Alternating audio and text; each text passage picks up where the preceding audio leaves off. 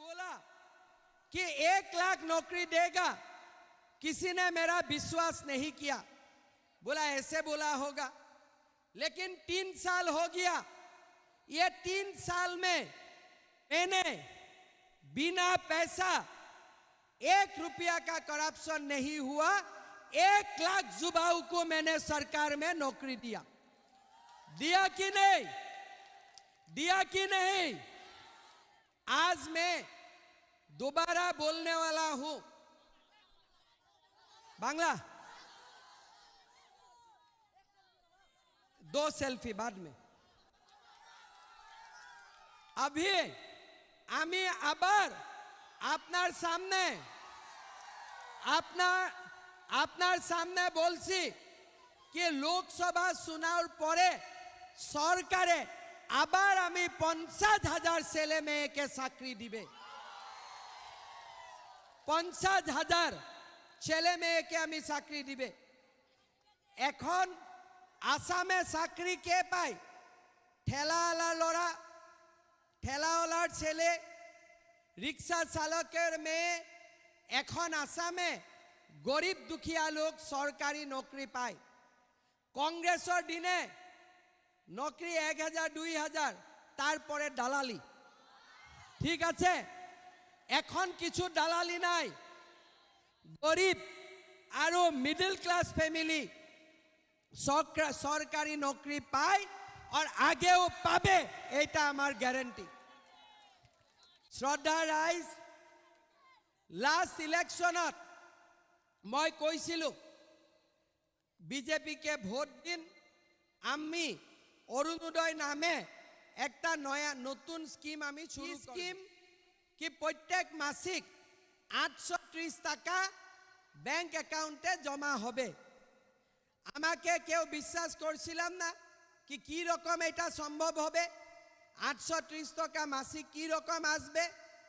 এখন আমাকে কেউ অবিশ্বাস করেনি। কেন? 3 বছর মহিলার অ্যাকাউন্টে 1250 টাকা মাসের 10 তারিখ জমা হয়।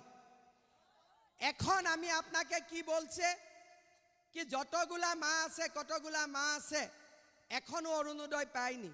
ঠিক আছে, শোনার পরে আমি প্রত্যেক বাড়িতে একটা অরুণোদয় দেওয়ার ব্যবস্থা করবে। সবার বাড়িতে, যার যার বাড়িতে রেশন কার্ড আছে ওনার বাড়িতে অটোমেটিক অরুণোদয় টাকা জমা হয়ে যাবে। ঠিক আছে, আপনাদের একটা কথা মনে করি শুনেন। আমি যখন বললাম কি 50,000 নতুন চাকরি হবে, সবার বাড়িতে অরুণোদয় জমা হবে, আমি কি বললাম কি খালি হিন্দুর বাড়িতে জমা হবে? আমি কি বলছি? আমি তো বলেননি। কিন্তু কংগ্রেস বলে কি বিজেপি মুসলমানের কাজ করবেন না। আপনারা বলেন মুসলমান অরুণোদয় পায় কি নাই?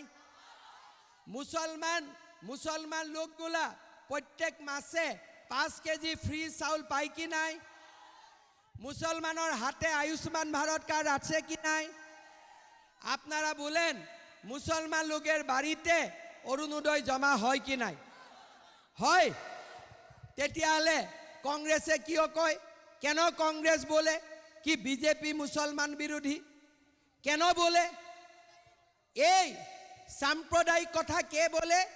বিজেপি বলে না, এই সাম্প্রদায়িক কথা কংগ্রেস পার্টি বলে। লাভ কৰিব এই প্ৰতিশ্ৰুতি মই আজি আপোনালোকক আকৌ এবাৰ দিছো। লাখপতি বাইদেউ ইচ্ছা আছে নে নাই? লাখপতি হ'ব আছেতো? কাৰ কাৰ নাই? হাত দাঙকচোন। নাই কাৰ কাৰ আছে? কাৰ কাৰ হাত দাঙক। আছে। ইলেকশ্যনৰ পিছতেই আগষ্ট মাহৰ আগতে সকলোৰে বেংক একাউণ্টত পুতুং কৰি 10,000 টকা সোমাই যাব। ঠিক আছে, ছোৱালীবিলাকক পঢ়াৰ দায়িত্বও আমাৰ। আৰু আপোনালোকক আমি যিমান প্ৰতিশ্ৰুতি দিছো এই গোটেই প্ৰতিশ্ৰুতিবিলাক আমি আখৰে আখৰে পালন কৰিম।